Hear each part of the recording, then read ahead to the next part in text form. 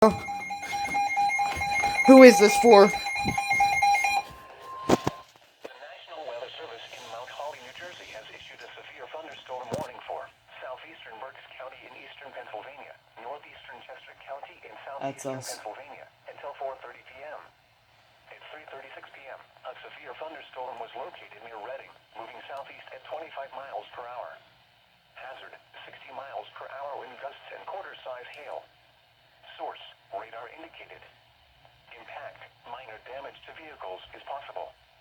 Wind damage to roofs, siding, trees, and power lines is possible.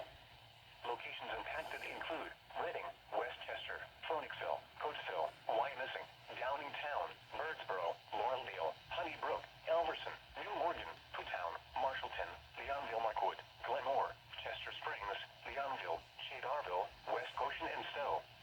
This includes the following highways: Pennsylvania Turnpike between mile markers 296 and 322. Interstate 176 in Pennsylvania between mile markers 1 and 11.